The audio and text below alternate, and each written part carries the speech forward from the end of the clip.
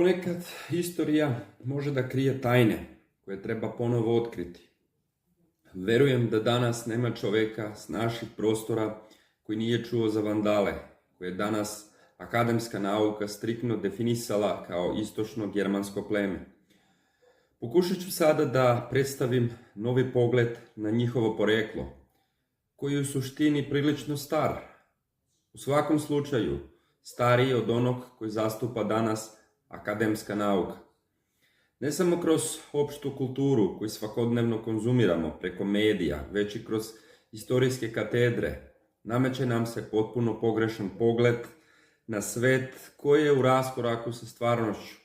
Pogotovo ako koristimo stariju literaturu, otkrivamo potpuno nove činjenice koje grade novu sliku naše prošlosti. Glavna teza ovaj video je da su Vandali u stvari bili Sloveni, a ne Teutonci, kako ih Albert Kranz definiše Nemci u njegovo vreme. Dok pojam Germanija ili Magna Germanija, ovaj autor koristi isključivo u geografske svrhe. Mi za današnje Nemce koristimo različite imena, na primjer Germanci, Švabi, a oni sami sebe kažu Dojčeri, tako dalje. U stvari sva ova imena su zapravo plemenska i bila su prisutna neka u isto, a neka u različito vreme. Ali ko su zapravo ti antički Germani? Antički Germani ipak nisu isto što i današnji takozvani Germanci, isto kao što današnji Albanci nisu isto što i ilirsko pleme Albani. Ovo je vrlo bitno pitanje što će vam iznenaditi kada saznate ko su bili stari Germani, koji je bio njihov jezik i tako dalje. Šta znači ovaj termin Germani? Koja je njegova etimologija, značenje, poreklo? Odgovore na ova pitanja ostavit ćemo za neku emisiju kako ne bismo zbunjivali gledalce i kako ne bismo odvukli temu u drugom pravcu. Ovdje će termin Germani, da ne bismo previše komplikovali stvari, označavati isključivo srednjovekovne Teutonce, odnosno Dojčere. Pa da krenemo. Interesantna su zapaženja u ovom prilogu britanskog autora Thomasa Williama Shora u svojoj knjizi Poreklo anglosaksonske rase, gdje na strani 86 sasvim realno piše, citiram: ali od svih naroda u staroj Germaniji, istočno od Labe koje taci pominje kao Germane, u doba Karla Velikog nije ostao ni jedan teftonski trag. Poljska i Šlezija su bile delovi njegove Germanije. Kada su Nemci Karla Velikog i njegovi naslednici osvojili zemlju istočno od Elbe, nije bilo ni traga ni zapisa o nekoj ranoj teftonskoj okupaciji. Ovakvo prethodno zaposedanje se retko dešava, kao što je Latam istakao, a da ne ostavi neke tragove svog postojanja, opstankom tu i tamo potomaka starih stanara. U Njemačkoj istočno od Labe nisu otkriveni ranije stanovnici osim slovenski, osim onih iz veoma udaljenog praistorijskog doba. U zori nemačke istorije nema tragova zanesenih ljudi teftonskog porekla. Među Slovenima istočno od Labe, a nema ni predanja o takvim ranijim stanovnicima, dok su najstarija imena sva slovenska. Da su postojali Germani, striktno takozvani, istočno od reke u vreme Tacita, odnosno dugoglavih plemena, njihovo pretpostavljeno raseljivanje od strane Slovena između njegovog vremena i vremena Karla Velikog bilo bi najveće i najpotpunije od svih zabeleženih u istoriji. Etnologija i istorija, dakle, podjednako upućuju na ljude sarmatskog ili slovenskog porekla, to jest na brahikefalna plemena kao na najranije stanovnike istočne Nemačke i ukazuju na izvesno nerazumevanje u ovom pogledu od strane Tacitovih komentatora. U istočnoj Njemačkoj opstaju nazivi mjesta koji se završavaju na ić, tako često u Saksoniji na Zig kao Leipzig, na A kao Jena, na Dam kao Potsdam. Sva ova mjesta nazvali su Sloveni, završni citat. Na strani 87 ovaj isti autor piše, citiram: verovatnoća da su neki veoma rani doseljenici u Britaniji bili Vendi, a samim tim i da je postojao slovenski element u poreklu staroengleske rase, pokazuje se na drugi način. Naseljivanje velikog korpusa Vandala u Britaniji po nalogu cara Proba je činjenica zabeležena u rimskoj istoriji. Autoritet je Zosim, a ovo naseljivanje se kaže da se dogodilo u drugoj polovini 3. veka naše ere, posle velikog poraza Vandala kod Donje Rajne. Pratila ih je horda Burgunda, a kako su očigledno bili u maršu u potrazi za novim domovima, njima je verovatno odgovaralo isto koliko i Rimljanima da budu prebačeni u Britaniju. Osim ako se ne može pokazati da se pod imenom Vandali podrazumijevaju samo određena plemena teftonskog porekla, ovo proizvoljno naselje Vandala u Britaniji je najraniji zapis o doseljenicima slovenskog porekla, završni citat. Zatim isti autor na strani 94 piše, citiram, ono što nas posebno zabrinjava u vezi sa naseljivanjem Engleske i Vandala jeste da su ti ljudi bili Sloveni, a ne Teutonci ili Germani, kako se ponekad navodi. Kao Slovene i u potpunosti priznaje istoričar gotske rase koji nam kaže da su Sloveni od Vandala razlikovali samo po imenu. Također je važno napomenuti da su Rugi, koje pominje BD, bili pleme Venda. Zapadno od Elbe slovenski lužički Srbi su sigurno probili svoj put pre nego što su ih Karlo Veliki i njegovi nasljednici konačno zaustavili. Njemački analiz 782. godine naše ere govore nam da su lužički Srbi ili Sorabi u to vrijeme bili smešteni između Labe i Sale, gdje su se do danas zadržala imena mjesta slovenskog porekla. Završni citat. Delo Alberta Kranca Vandalija iz 1519. godine jedan je od takvih slučajeva gdje se izjednačavaju u Sloveniji Vandali. Krancove stavove nisu u potpunosti u skladu sa akademskom verzijom istorije.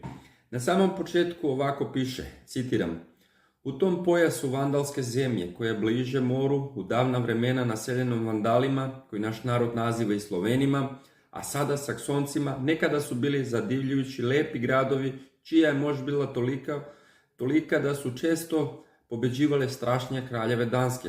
Sada je jedan deo od njih potpuno nestao, neki su se raspali, a neki su svedeni na rustikalni život u selima. Iako su gradovi drugog dela sada pod vlašću Saksonaca, pod kojima se hvala Bogu održavaju u punom obilju i blagostanju i podižu se i ne stide se Saksonci starih naziva ovih zemalja, pa se i danas nazivaju vandalskim gradovima. Za njih sam pokušao da napišem ovu vandalsku istoriju. Završni citat. Već u prvom poglavlju Vandalije iz 1519. godine ovaj njemački autor, citirajući druge autore, Vandale naziva Slovenima. Opisuje i vandalsku mapu koja se proteže zapadno od Ljubice, njemački Lubek, obuhvatajući gradove kao što su Višimir, njemački Vizmar, zatim Raštak ili njemački Roštok i grad Volin ili latinski Julinum, zatim Humibor ili njemački Hamburg, povezan sa Saksonijom, također se ubraja među vandalske gradove. U petom poglavlju Kranc obaveštava da su Vandali živjeli od Baltičkog mora do Dunava. Kranc piše da kada su prešli Rajnu, tamo su se nazvali Burgundi. Znači Burgundi koji danas nauka definiše kao germansko pleme su isto tako vandalsko, dakle slovensko poreklo. Kasnije su se preselili dalje na zapad u Galiju i u Španiju. Citirajući Tacita, Kranc objašnjava da su i Markomani također bili vandalsko, dakle slovensko pleme. Zapravo ime Markoman je ništa drugo nego latinsko ime za krajišnike ili graničari. Marka je bukvalno granica. Sjetite se na srednjovekovni naziv za granicu iz vremena Karla Velikog iz 805. godine, Sorbenmark ili latinsku limes sorabicus. Dakle, marka je obeležena ili markirana granica ili limes, nešto limitirano, ograničeno, a Markomani su u suštini krajišnici koji su ratovali protiv Rima 166. godine do 180. godine naše ere. Interesantno je što markomanske ratove na latinski su poznati kao Bellum Germanicum et Sarmaticum. S druge strane, Orbini piše, Eremije Rus u svojim moskovskim analima piše da su Markomani pravi Sloveni. Kao potvrdu on predstavlja jedan uklesan kamenni natpis koji je našao u markomanskoj zemlji kada je posjetio poslanika moskovskog kneza kod cara u Beču.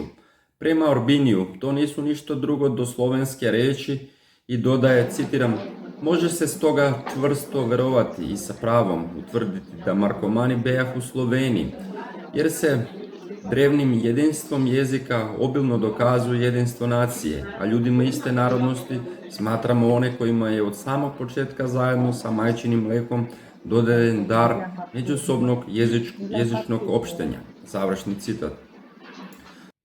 Flavio Biondo je bio italijanski renesansni humanistički istoričar. Bio je jedan od prvih historičara koji je koristio troperiodnu podelu istorije, antička, srednjovekovna, moderna. I poznat je kao jedan od prvih arheologa. Biondo je pisao o tome da su Vandali i Sloveni jedan narod. Citiram: dolazi do promjena u tim narodima. Vandali se nazvaše po lokalnoj reci, većina njih koji je Stiliko prognao iz otadžbine nazvaše se Sklavi, koji živeše u Simerskom Bosforu na Donu, dospeše do sedišta Vandalskog. Završni citat. Francisco ili Francesco Irenik bio je istoričar i teolog, pristalica Martina Lutera. Pohađao je latinsku školu u Portsheimu, gdje mu je Filip Melanchthon bio školski drug. Francisco Irenik piše, citiram: iako se to čini novinom, slava zaslužena oružjem i u krvi, naravna je i nasledna stvar u Slavena. Uostalom, beše oni slavo dobitnicima u Aziji, Evropi i Africi, a bejahu to Vandali, Burgundi, Goti, Ostrogoti, Vizigoti, Gepidi, Geti, Alani, Verli ili Heruli, Avari, Skiri, Hiri, Melanhleni, Bastrani, Peuci, Dačani, Šveđani, Normani, Feni ili Finci, Ukri ili Unkari, Markomani, Kvadi, Tračani i Iliri, koji svi pripadahu istom slavenskom narodu i govorahu istim jezikom, kada u početku izađoše iz zajedničkim domovine Skandinavije, imahu svi izuzev Ilira i Tračana jedinstveno ime Goti. Završni citat. Znači, Francesco Irenik govori nam da su i Anti, koji su bili slovenski narod prema svedočenju Jordana i Prokopija, također vodili poreklo od Gota, koji su bili i preci Avara, Skirijana, Alana i mnogo drugih slovenskih naroda. Ova izjava je u skladu sa svedočenjem Ablavija, istoričar iz 4. 5. veka, koji opisuje istoriju Gota isto Jordanesa i njegovo delo Getika i Romana, ali i Pavle Barenfrida, poznatog kao Đakon. Prema Prokopiju, koji citira Orbini, Goti su trebali biti Vandali, Vizigoti, Gepidi, ranije poznati kao Sarmati i Melanhlijeni. Prokopijevo mišljenje o ovom pitanju delili su između ostalih i Nikifor Kalist Ksantopul, istoričar Vizantijske crkve iz 14. veka, i Martino u svojoj kratkoj rimskoj istoriji. A pošto mnogi autori Vandale smatraju Slovenima, onda je po Orbinijevom mišljenju očigledno da su oni bili Goti. On nam kaže da su Vandali dobili ime po rijeci Vandal, talijanski dal fiume Vandalo, odnosno Visli. Staro ime reke Visla ili Vistula je bila Vandalus, a kasnije su postali poznati kao Sloveni. S druge strane, Johannes Magnus, švedski teolog i istoričar, koji je napravio spisak švedskih vladara, u svom delu započeo sa Nojevim biblijskim unukom Magogom, napisao je isto tako da su Sloveni i Vandali zaista jedan narod i da se razlikuju samo po imenu. Ovo sada je panoramski prikaz mitološkog kralja Venda, dakle Slovena, sa stihovima u štampi Burharda Valdisa iz Nirnberga 1543. godine. Slika je iz serije od 12 panoramskih prikaza ranjih germanskih kraljeva. Ručno obojeni drvorez i štampa. Ovdje se izvesni Vandal pominje kao mitski predak Venda, odnosno Slovena. Vandalus der Venden König. Vandalus, kralj Lužičana, kako su Englezi preveli. Sa druge strane, u poljskim hronikama se pominje i princeza po imenu Vanda. Princeza Vanda je navodno živjela u Poljskoj u 8. veku, bila je ćerka lehičkog kralja Krakusa, legendarnog osnivača Krakova. Nakon očeve smrti postala je poljska princeza, ali je izvršila samoubistvo kako bi izbjegla neželjeni brak. Prvi pisani zapis o legendi o Vandi napravio je poljski hroničar Vincent Kadlbek, za koji istoričari veruje da je izmišljena legenda. U ovoj verziji priče Vanda je vladala Poljskom nakon svog oca kada je njene zemlje napao alemanski tiranin. Vanda je tada povela svoje trupe da mu se suprotstavi. Vidjevši njenu lepotu, njemačke trupe su odbile da se bore, a njihov vođa je navodno izvršio samoubistvo. Pred kraj priče Kadulbek navodi da je reka Vandal, ime koje je koristio za Vislu, nazvana po njoj i da su ljudi kojima je vladala bili poznati kao Vandali. U ovoj verziji Vanda je ostala neudata i imala je dug život. Naknadne verzije priče se značajno razlikuju. U verziji iz Veliko-Poljske hronike alemanski vođa Ritiger prvo je želeo da se oženi Vandom i napao je njene zemlje kada je ona to odbila. Ovdje je on poginuo tokom bitke koja je usledila, dok je Vanda kasnije izvršila samoubistvo kao zahvalnost i navodno žrtvu paganskim bogovima koji su joj doneli pobedu. U još nekim verzijama priče Vanda izvršava samoubistvo bacajući se u reku Vislu jer zna da će biti budućih prosavca koji će iskoristiti njeno odbijanje da se uda kao izgovor za invaziju. Ovu varijaciju je popularizovao istoričar iz 15. veka Jan Dlugoš.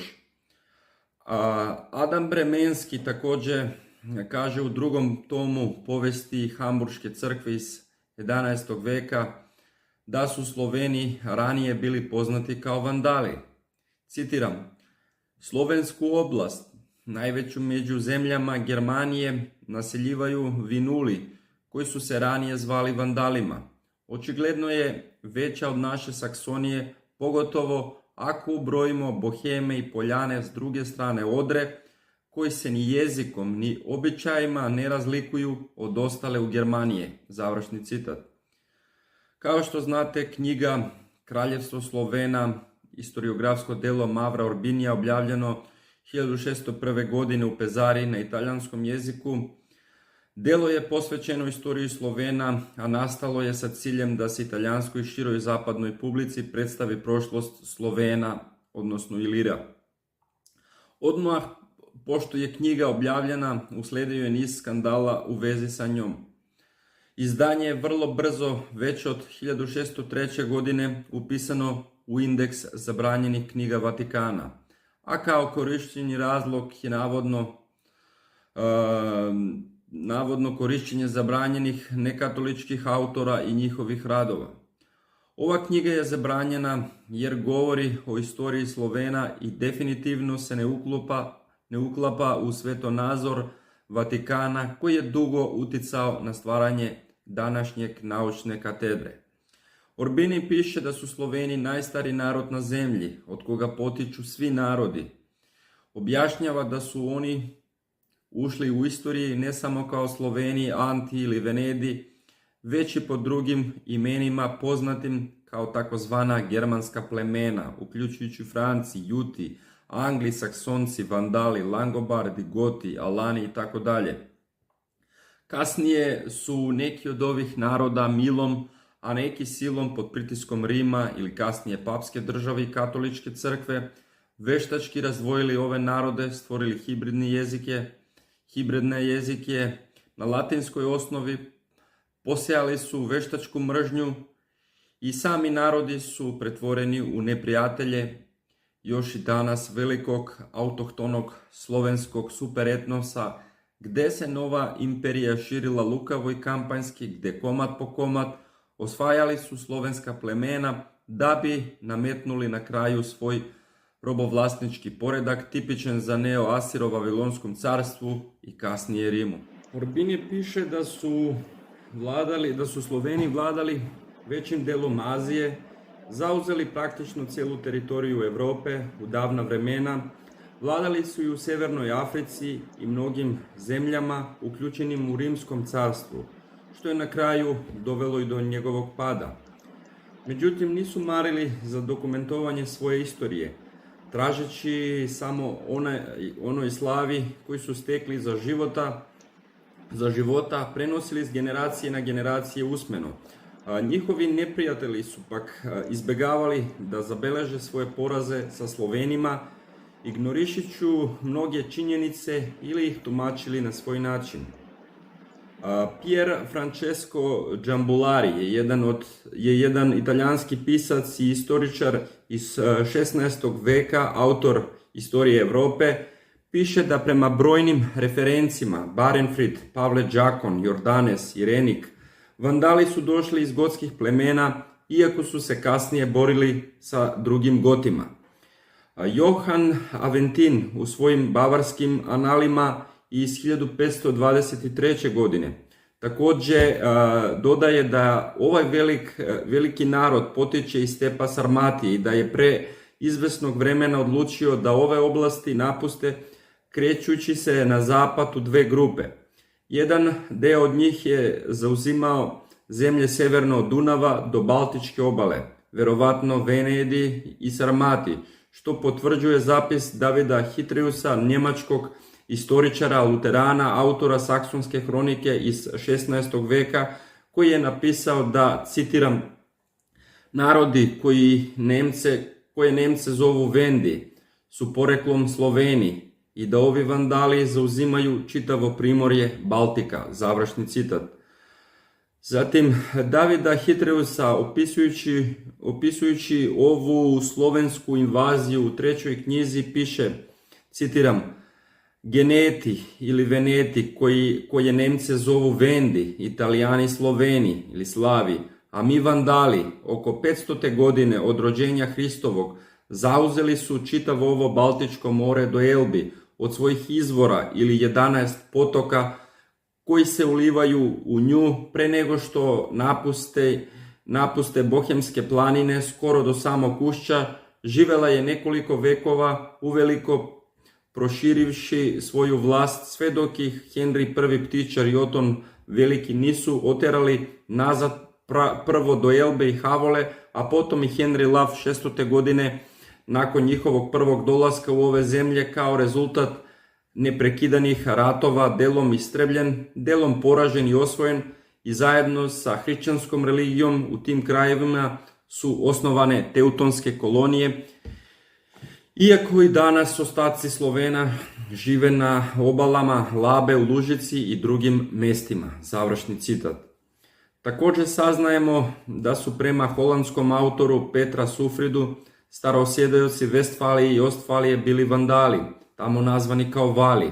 Bili su poznati kako Venedi, Vendi, Veneti, Heneti, Viniti, Sloveni, o čemu možete čitati u delima Saksogramatika, Helmonda, Enea Silvija, Alberta Kranca, Irenika, Rainera, Wolfganga Laciusa i mnogo drugih. O tome svedoči beleške o Moskovljanima Sigmunda von Herbersteina. Baron, pozivajući se na Nestora, autor izveštava da je posle niza sporova i nesuglasica između slovenskih porodica sa područja Slovenije ili Vendija, Savet starešina sazvao vladare Vagrije, Vagrija Čita, zemlje koja se nalazila u Polapskoj oblasti blizu Libeka i vojvodstva Holštajna, da im pomognu da izaberu novog knjeza. Varjazi, odnosno Vikinzi, su dakle po njegovom mišljenju slovenski Vagri, vandalsko pleme koje govori istim jezikom, a ne Normani. Johann Christoph Beckmann u svom znamenitom delu Istorija sveta daje osvrt na Vandale i Slovene. Beckmann je inače bio nemački univerzitetski profesor, bibliotekar i hroničar knježevine Anhalt i Marke Brandenburga. Evo što je zapisao na strani 351, citiram.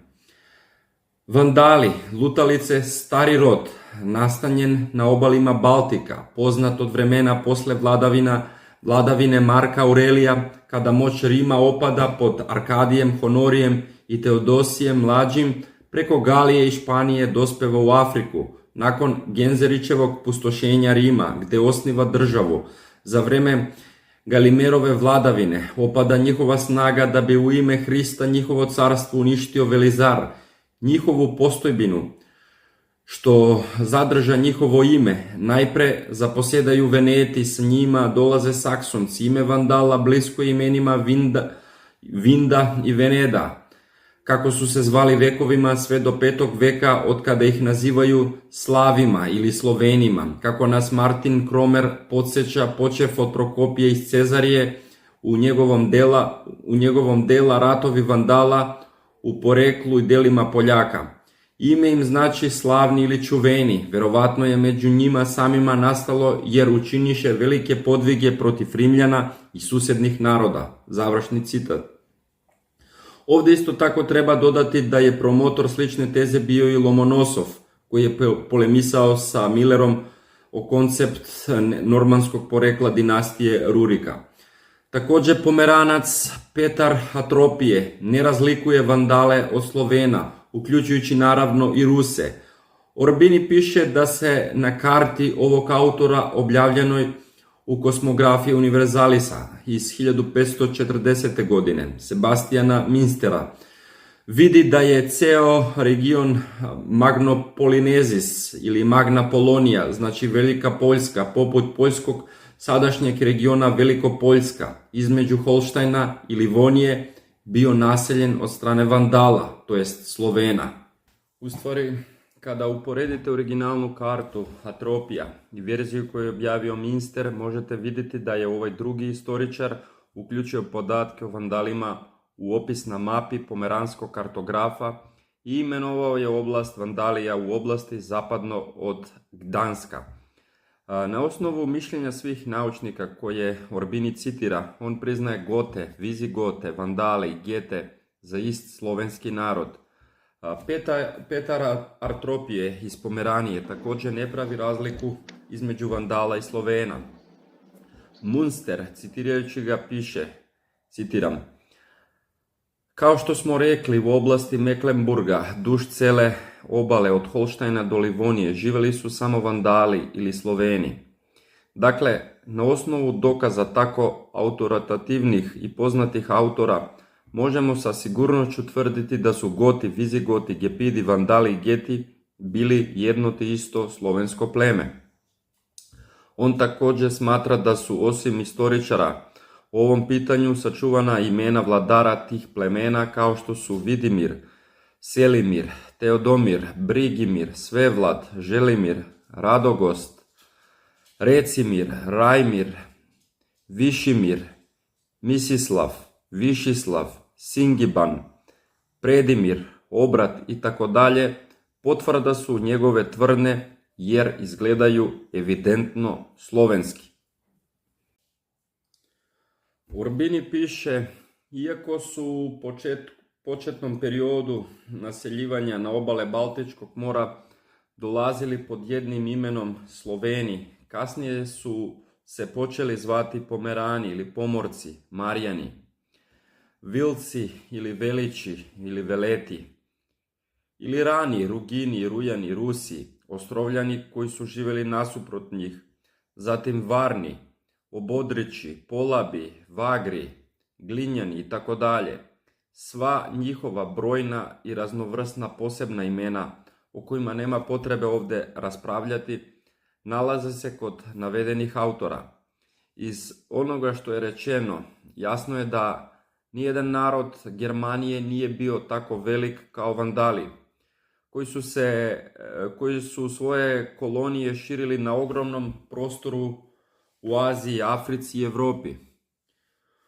U Europi su se naselili cijelom dužinom od severa ka juga, od Baltičkog mora do Sredozemnog mora, dakle Moskovljani, Rusi, Poljaci, Česi, Bohemi, Čerkezi, Dalmatinci, Istrani, Bosanci, Hrvati, Bugari, Rasi, Rasijani i mnogi drugi narodi, iako se razlikuju po posebnim nazivima, ipak su to Vandali. To dokazuje njihov jezik i govor, koji su ujedno i svima zajednički.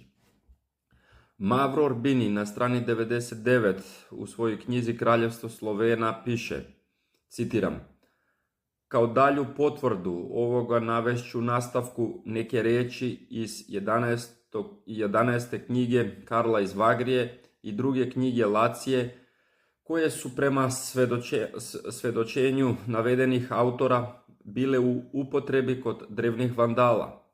Evo originalni tekst na italijanskom.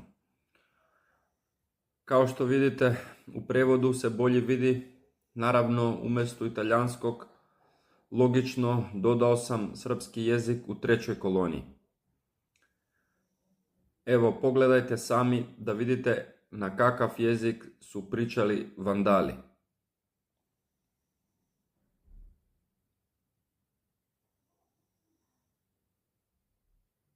Navedeni rečnik koji sadrži približno 180 riječi koji nam daje Orbini posle druge knjige misterioznog Karla iz Vagrije, i iako je nemoguće pronaći podatke o ovom autoru, kao ni o njegovim delima van citata, pošto se čak ni ne pojavljaju u vatikanskim indeksima, Orbinije ipak može verovati da je koristio svoje delo pod naslovom Historia Venda, koje je možda bilo tek u rukopisu u biblioteci Federigo del Montefeltro u Urbinu. A Orbini je izvestio da je i Wolfgang Lacius, austrijski humanista, kartograf, istoričar i lekar koji je živio u 16. veku, također uključio sličan spisak vandalskih riječi u svojoj 11. knjizi. Nažalost, ni ova knjiga se ne može pronaći jer je možda izgubljena u požarima 30-godišnjeg rata koji je izbio u Europi 1618. godine. Zato je očuvano, iako žigosano, ovo Orbinijevo delo za nas toliko vredno. Wilhelm Niburški piše: kralj Danske je izjavio: mi se borimo sa paganima i vandalima, našim susjedima. Zatim Wilhelm od Rubruka iz 13. veka piše: jezik Rusina, Poljaka, Čeha i Slovena je isti kao jezik Vandala. Gerhard iz Augsburga u svojoj hagiografiji svetog Ulriha, pisanoj u godinama 983. do 993. godine, naziva poljskog kralja Mješka I vođom Vandala ili Dux Vandalorum Mješko nomine. Navedeni fragment se odnosio na legendu prema kojoj je vladar ranjen otrovnom strelom izbjegao smrt zahvaljujući pomoći augsburškog biskupa Ulriha. Ne samo Mješko I, nego i Boleslav Hrabri nazvani su vođama Vandala u srednjem veku. Ovo je bio prvi dokaz koji jasno ukazuje i na pretke današnjih Poljaka.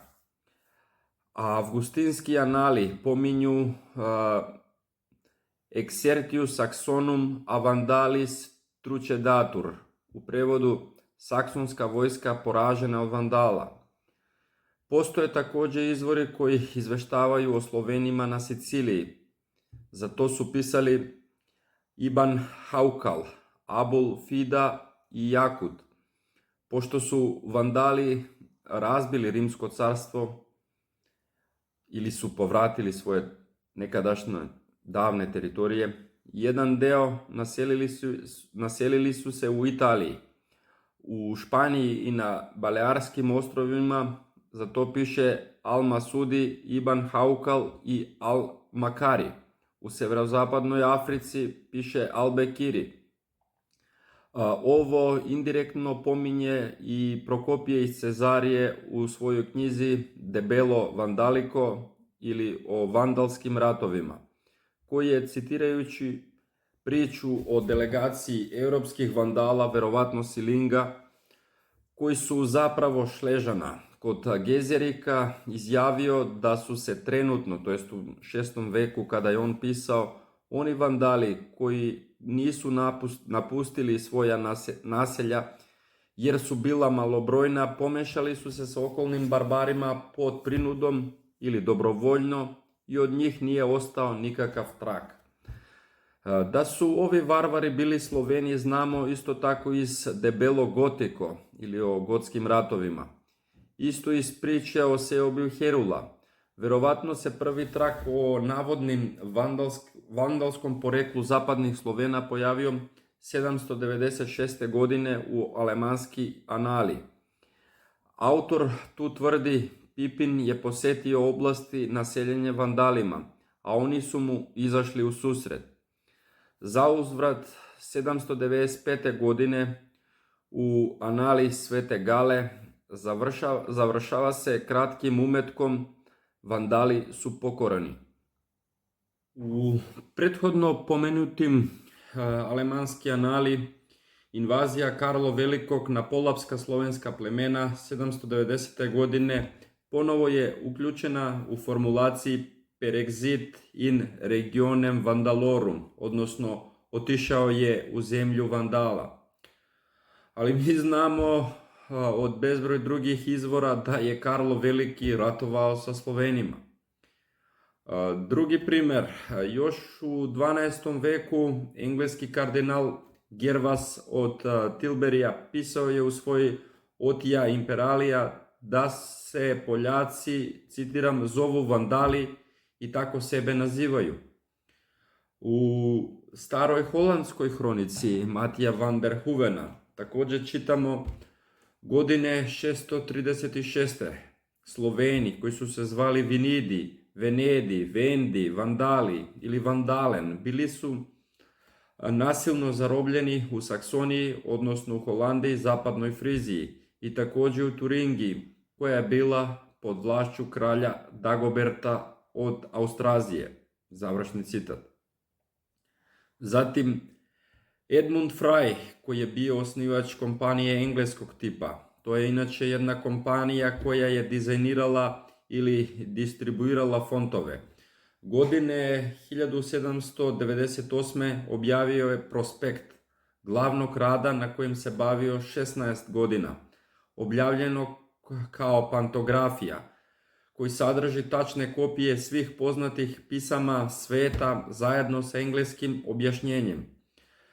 Tom sadrži više od 200 azbuka, uključujući 18 vrsta haldejskog i 32 grčkog, kao i ogroman broj slovenskih alfabeta. Za ovaj rad Fry je nagrađen zlatnom medaljom nekoliko godina nakon smrti. U ovoj pantografiji on daje prikaz molitve Oče naš i na vandalskom jeziku. Kao što vidite, radi se za čist slovenski jezik. Mnogi autori su izvestili da je govor Vandala kao i govor drugih Slovena. Zato je iznenađujuće mišljenje poljskog kartografa i istoričara Martina Kromera, koji Vandale ne smatra slovenskim narodom, jer je njihov jezik po njegovom mišljenju bliži germanskom. Teško je reći na osnovu čega se zasniva ova tvrdnja, budući da je Jean Bodin, koji je u istom periodu pisao u svom delu iz 1566. godine, jasno kaže da Poljaci, Česi, Rusi, Litvanci, Moskovljani, Bosanci, Bugari, Srbi, Hrvati, Dalmatinci i Vandali koriste isti slovenski jezik koji se govori i u Skandinaviji i razlikuje se samo po dijalektu. Završni citat. Ali slično je pisao i poljski autor Jan Macezinski, rođen 1520. koji je živeo do 1587. Napisao je u svojoj definiciji latinskog dijalekta sljedeće, citiram: Grci dijalektima nazivaju vrste jezika, svojstvo jezika, kao u našem slovenskom jeziku. Poljaci drugačije govore, Rusini drugačije, Česi drugačije, Iliri drugačije, ali je to ipak jedan jezik, samo da svaki kraj ima svoju imovinu, a isto tako je bilo i na grčkom jeziku. Završni citat. Verovatno je Kromer želeo da odseče Poljake od Vandala, koji su označeni kao rušitelji, otuda termin Vandal do danas ima pežorativni prizvuk i da ih je jasnije poveže sa Sarmatima, jer je tada sarmatizam sa pompom ulazio u salone Commonwealtha. Lehitsko-vandalsku teoriju, koju je između ostalih promovisao i prvi poljski hroničar i episkop krakovski, jedan od osnivača sarmatske teorije, Vincent Kadlubek, povezujući Vandale sa Lehitima, praktično je u 16. veku zamenila lehitsko-sarmatska teorija. Samo nekoliko autora je izjednačilo Vandale, Lehite i Sarmate. Zaključci ovog kratkog rečnika za učenje vandalskog jezika su više nego očigledni. Kao što ste vidjeli, vandalski je slovenski i liči na lehitski dijalekt, blizak lužičko-srpskim, poljskom i češkom. Na to nedvosmisleno ukazuje i sam Mauro Urbini, citirajući odgovarajući fragment iz Herbersteinove Moskovske anale. Možda ne bi pao u ruke cenzure da Urbini nije nepromišljeno napisao da čak ni Petrus Artropije iz Pomeranije nigde u svojim delima ne razlikuje vandale od Slovena. Kao što znamo, Peter Artropije, poznati kao Peter Becker, bio je jedan pomeranski pesnik, teolog, reformator i luteranski pastor. Već bio na listi progonjenih autora. Stoga možemo biti sigurni da sveštenstvo nije propustilo da primeti ovu Urbinijevu smelost, pa su preduzeti neophodni koraci da se budući čitaoci zaštite od zla jeretičkog sadržaja. I njegovo delo je stavljeno 2 godine nakon objavljivanja na indeksu zabranjenih knjiga. Knjigu irskog istoričara i putepisca Thomasa Nugenta, Istorija Vandalije iz 1766. godine, sa engleskog na srpski je prevela izdavačka kuća Vandalija. Također ide u prilog sa slovenskom poreklu vandala, a sam autor nam daje i geografsku kartu vandalskog kraja, odnosno severne Slavije ili Slavia Borealis, kako je autor napisao. I Tomas u prvi tom daje spisak vandalskih vladara.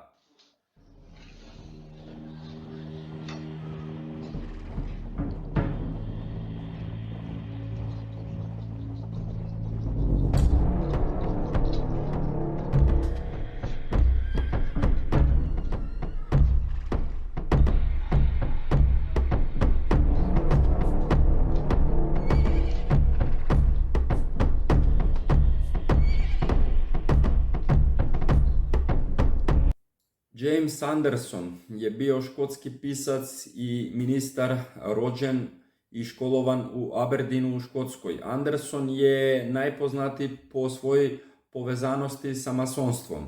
Delo po kome se Anderson uglavnom pamti pojavilo se 1732. godine sa naslovom Kraljevske genealogije ili rodoslovne tabele careva, kraljeva, prinčeva od Adama do ovih vremena. Ovdje Anderson uključuje kraljevsku listu ne samo vandala i veneta, već i herula, koje ruski istoričar Veltman prevodi kao gorali, goranci ili stanovnici gore. Što se tiče herula, sam Irac Nugent smatra da je ovo pleme ogranak vandala, jednog od mnogih vandalskih plemena. Držeći se opšteg mišljenja da su heruli pleme koje govori germanski, neka imena njihovih vladara mogu izgledati iznenađujuće. Spisak pokazuje da su herulski kraljevi preuzeli vlast nad drugim vandalskim plemenima i u nekom trenutku istorije umjesto titule kralja herula počeli su da koriste titulu kralja svih vandala.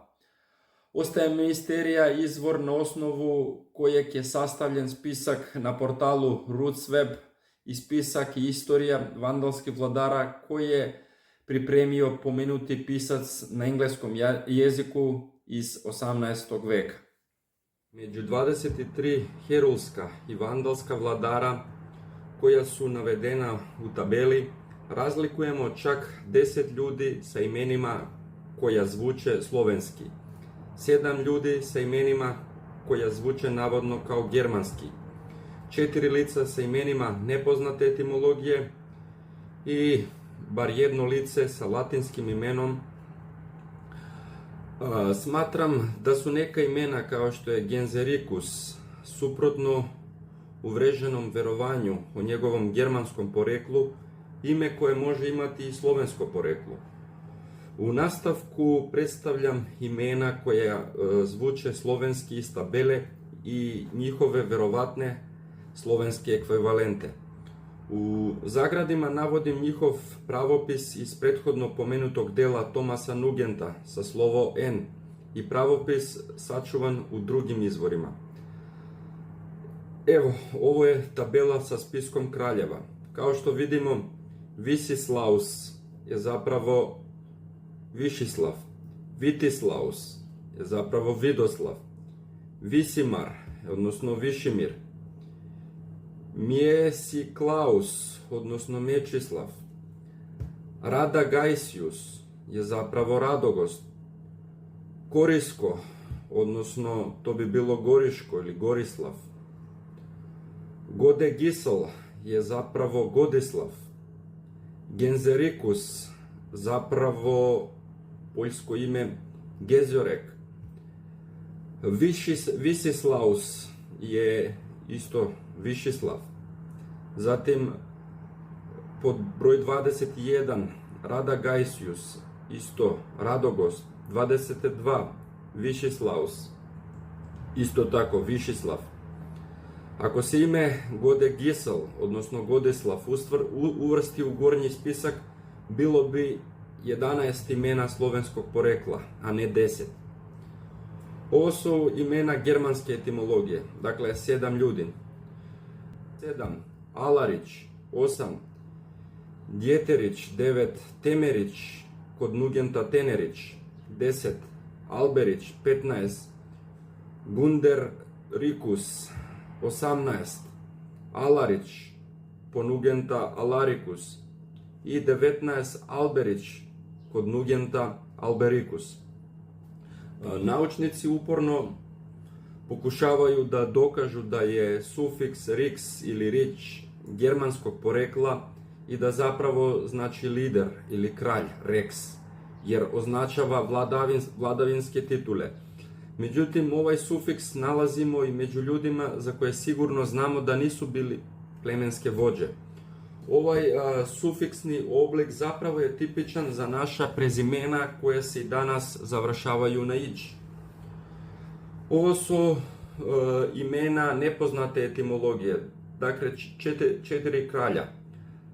Anaras ili Anavas kod Nugenta, Alinar kod Nugenta Alimer, pod broj 3 Anturius kod Nugenta Antur, pod broj 4 Haterus kod Nugenta Hoterus. Također možemo primetiti da neki latinski i grčki autori skraćuju prva slova, pa su umjesto Vladislava pisali Ladislav. Dakle, drugi vladar, Alimer, kako ga je zapisao Nugent, može da bude i Valimer ili Velimir. Ovo kažem ne slučajno jer nalazimo i ostrogotskog kralja po imenu Valamir, dakle Velimir. Od njih koje su Rimljani na latinskom zvali Vandali, Vendi, nastati će u srednjem veku zapadni Sloveni, odnosno Poljaci, Lužički Srbi, Česi i tako dalje. Nismo ni otkuda došli, nismo migrirali, već samo sedimo u Europi nekoliko hiljada godina.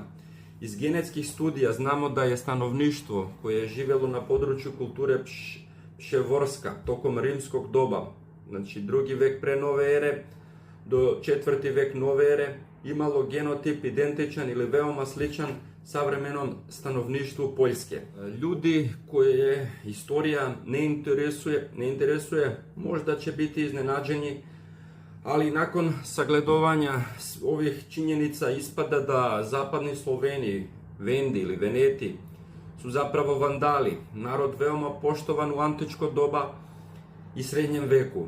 Imena se pomalo menjaju, ali ostaje stanovništvo definisano specifičnim genotipom, fizičkim i antropološkim tipom, jezikom i nacionalnim temperamentom. Znači, Vandali nisu bili označeni kao razarači kulture sve do Francuske revolucije. Osoba koja je prva povezala vandalizam sa slavnim narodom Vandala bio je izvesni francuski biskup koji je očigledno smatrao da je pad Rima veliki gubitak za svjetsku kulturu. Kranz isto tako govori i o rodnim zemljama Vandala na Sarmatskim poljima i pominje Čehe za koje se pretpostavljalo da su se potisnuli na teritoriju Nemaca. Neki autori su išli tim putem čineći Vandale germanskim narodom bez ikakvih veza predaka sa Slovenima. Drugi su zadržali zajedničko poreklo ove dve velike etničke grupe, a treći su Slovene povezivali sa Sarmatima, a Vandale i druge germanske narode sa Skitima. Ovdje nije bilo i nema jedinstva, a pogledi na ovo pitanje menjali su se u zavisnosti od dominantne istorijske politike u zemljama u kojima su autori pisali o ovim stvarima. Na primjer, u Poljskoj se tokom podela početkom 19. veka pojavio takozvani normanski koncept. Pod utjecajem stavova Tadušeja Čadskog o skandinavskom osvajanju 1800. godine, Aleksandar Macijovski tvrdio također da su Goti i Vandali, koje on smatra Normanima, osvojili oblast u prvom veku nove ere, zemlja Lugija ili Lužica, ostavljajući sa sobom legende o vandalskim vladarima Kraku i Vandi. Tokom romantizma, zahvaljujući Adamu Mickijeviću i drugim autorima, razvija se koncept veza Slovena sa Kavkazom. Malo ko se kod nas bavio Vandalima, jer su oni već važili za germanski narod. Ovo gledište je još šire proširio poljski istoričar i etnograf Karol Potkanski, koji je, iako je verovao da su slovenska plemena već u 3. veku nove ere prešla Vislu, tvrdio da su počela da se naseljavaju u zapadne zemlje koje su napustili germanski Vandali.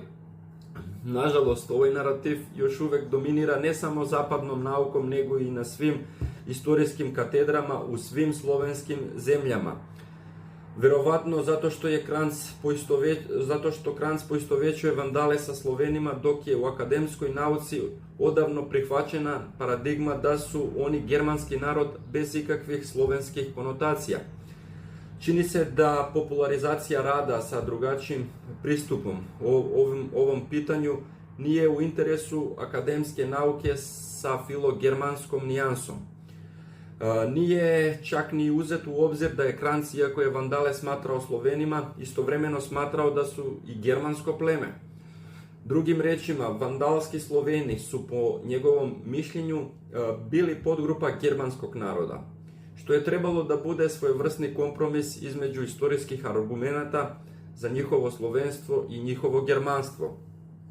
Ovaj nemački istoričar se uprkos nesavršenosti svoje publikacije uklapa u renesansni trend preporoda nauka, što po mom mišljenju ne znači nikakav novi razvoj u pitanju slovenskog porekla Vandala, jer je tako verovala većina tadašnjih autora, ali je to nažalost doprinos njihovoj germanizaciji.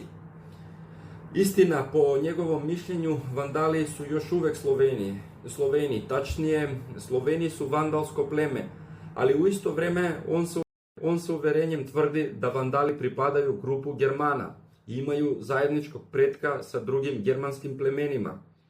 Dakle, on u stvari vjeruje da su Vandali Germani, pri čemu ne misli na geografski pojam, već na etnički, o čemu će biti reč kasnije, odnosno u drugoj emisiji.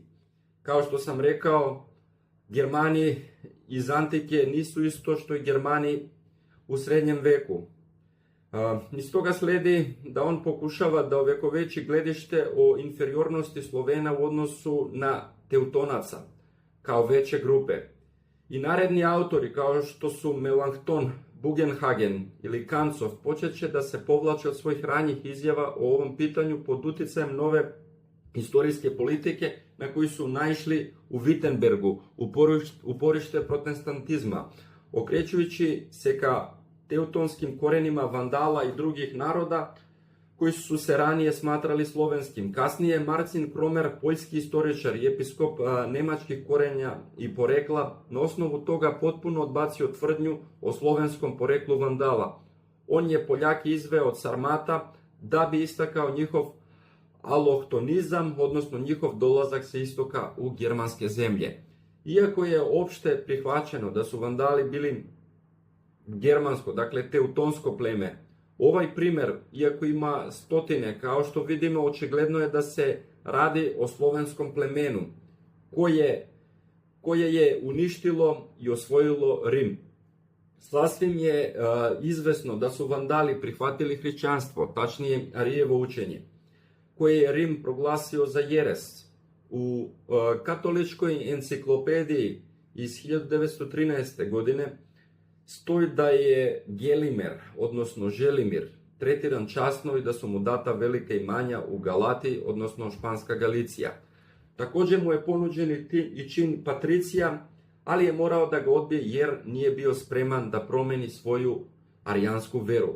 Vandali su 455. godine, kao što znamo, uništili grad Rim. Iz ovoga je naziv vandal navodno simbol za uništenja i skvernavljenje, odnosno vandalizam. Međutim, vandali su kao potomci starih Veneta, Pelazgo i Truraca, Rašana iz Italije, koje su protjerali Rimljani, zapravo počeli da oslobađaju teritorije koje su nekada pripadale njihovim predsima. Možda i nije slučajno što su se naselili i u Africi, vjerovatno stari Berberi ili Varvari, odnosno beli narod iz Afrike, su njihovi, odnosno naši preci. Za kraj bih rekao da vandalizam nije ništa drugo do jedna zapravo varvarska osveta, izraz otpora parazitskom rimskom carstvu koje se zasnivalo na principima ropstva, egoizma, bahatosti, materializma ili sticanje kapitala vojnom ekspanzijom. Vandalizam je zapravo povratak davno izgubljenih teritorija. Sjetite se na špansku Lužicu, odnosno Lužitaniju, koja i dan danas postoji, kao i na prerimsko pleme Seurbi, odnosno Srbi, ili Velikes, dakle Veleti ili Veljači. Rimsko carstvo ili Sveto Rimsko carstvo, u kome je zmijska glava bila kasnije i papska država na čelu sa bankarskim jevrejskim kartelom, odlično zna ko smo i šta smo i savršeno poznaje našu istoriju. Dakle, crno plemstvo savršeno dobro zna i pamti koji im je u jednom momentu zadao strašan udarac i uništio njihovu parazitsku imperiju. Stoga nije slučajno da ova imperija, inkarnirana danas u NATO alijansi ili Pax Romana, na čelu sa sionistima, ima tako veliku mržnju pre svega prema Slovenima, ali i prema svim slobodoljubivim narodima u svetu. Sloveni, dakle vandali, nisu osvojili, nego su na tren povratili svoje davno izgubene teritorije na Mediteranu. Naravno, u nekoj budućoj emisiji ćemo govoriti o slovenskom poreklu predrimskih naroda kao što su Etruraca, Rašana, odnosno Pelazga, Veneta ili venecijanskih Ilira i ostala srodna plemena koji su pod pritiskom nove lukave i robovlasničke vlasti u Rimu, kao i grčki došljaci i egipatski migranti, kao i one Jevreje sa Bliskog istoka i Arapa, naravno, jedan deo naših naroda su počeli da migriraju na sever. Posle svega ovoga nema sumnje, bar za mene, da su vandali bili slovenski narod. Ako vam se sviđala emisija, pritisnite zvonce da biste bili obavešteni o sljedećem našem videu. Svaki komentar na ovu temu je također dobrodošao. Hvala.